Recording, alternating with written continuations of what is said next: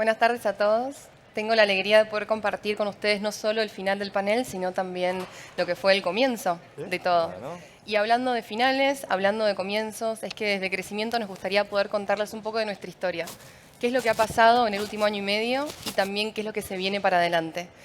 That means that wanted to give a little bit of closure as well as during the opening. We want to share with you guys from Crecimiento what we've been doing since the very beginning about a year and a half ago and more, and what's up to come.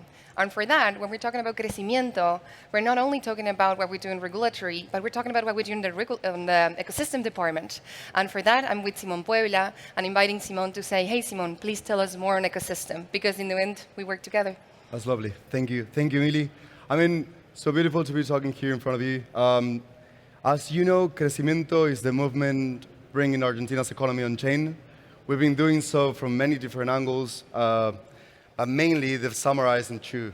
One is the ecosystem development, and what's the regulatory development that Mili is going to introduce more for in a minute. But when it comes to the ecosystem development, we started with the first pop-up city a while ago. And ever since, we've developed a lot of different activities for the whole ecosystem here. We've welcomed more than 20,000 people in our ecosystem already. With our startup programs, we have accelerated over 240 startups so far. Our Startup World Cup filtered down from 260 startups down to 12 that pitched here at the same stage yesterday. And this sort of movement has led to more than, well, thousands of citizens to be part of the Aleph Hub, the place where we are in every single day, waiting for the builders who want to find a place to connect with, or actually to bridge, to building the bridge to the protocols from all over the world down to Buenos Aires. So this is what happened in 2025, and you may be wondering what's coming next. So when it comes to the future of Crecimiento, we're going to be mainly focusing in two separate aspects. The first one is going to be building, again, the biggest builder cycle in the history of LATAM, filtering down from thousands of hackers all the way down to the best startups in the ecosystem, finding them and getting them accelerated by top protocols in the ecosystem. And then we're going to continue having a hub where all the Web3 builders can come and find their own space. At the same time, conferences will be run, pop-up cities will be organized, workshops and technical support will be provided. So we really expect to see you from the ecosystem and BD side of the team. We're really hoping to see you there, and you're more than welcome in our hub. And now I'm going to give the word to Mili to introduce everything that's happened in the regulatory side of things and what's next. Gracias, Simón. Some people wonder, why does Crecimiento have such a strong ecosystem leg, and why does it also have a regulatory leg? And that's because beyond our mission, which is helping Argentina become the crypto or tech nation of all the world, and even start with Latin America if you want, that if you want to help developers, if you want to help startups, if you want to help as well entrepreneurs be able to be created and develop and stay in the country, we also need to help them to have the regulatory framework to be as fruitful and beneficial as possible so this talent stay. So this is the reason why we work together. This is the reason why we help with the hackathons. This is why we work with the build-a-thons. This is why we make all the pop-up cities. So we are able to not only plant the seed, but also create the ecosystem for them to stay, and even for that talent to come back. And that's where my work comes, which is how can we help from Crecimiento for the regulatory Web3 or tech ecosystem to be as friendly as possible so talent stays and also comes back. And that's why for the past year and a half, what we've done has been working a lot with public-private articulation. With Teófilo Beato, for example, who is our person of public affairs, we've been doing regulation days like today, which brings public sector, private sector, and traditional markets into the same spot for conversation.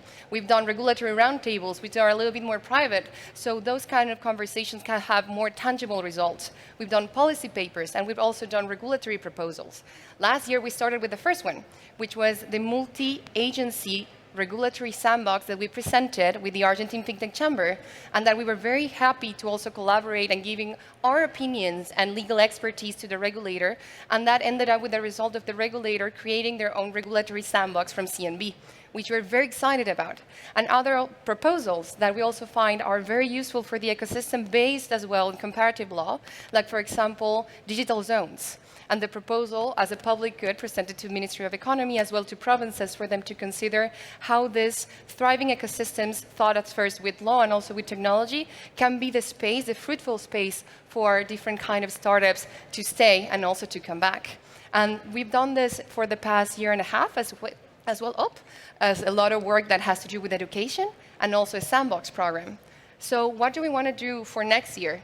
Of course, we want to continue with the public and private articulation, with the regulation days, with the roundtables, with the policy papers, with the sandbox program that explains the importance of this sandbox from a point of legal, of financial, and also with tech. So more companies can apply and different projects can apply to the sandbox itself, as well the development of the regulatory proposal, which would be a public good for everyone, of a digital zone existing in Argentina, a tax-free zone that's digital, and other potential possibilities of articulation.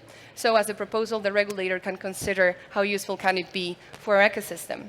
And it's not only that Crecimiento has been growing so much that different projects have been incubated to leave its structure and start their own thing. So we're very excited that from next year on, you're going to learn about Lucero Ventures, and as well you're going to learn about Anden, as a separate entity, both with a separate team, that also help create the digital infrastructure for special regimes. So we're closer to that intention of Argentina becoming on-chain. So Simon, if you want to give any other closing remarks? To be honest, I think it's been a wonderful year when it comes to where we were 1 year ago and what's happened all the way now.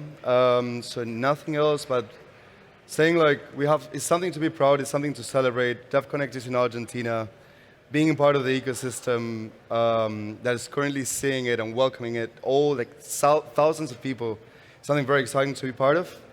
And enjoy everything, because this is what we're living now is very much historic for the whole ecosystem. Thank you. And especially thank you, guys, for being here and collaborating with us. If we want to move forward, we need to move together. And it's not only one party. We're an ecosystem of builders, of lawyers, of marketers, of entrepreneurs, of policymakers, of financial institutions, of fintechs, of dreamers, that if we get along and we have a good dialogue and we get together, I think that we can help Argentina take the next step. So, gracias. Vamos. Let's bring Argentina on chain. Thank you very much.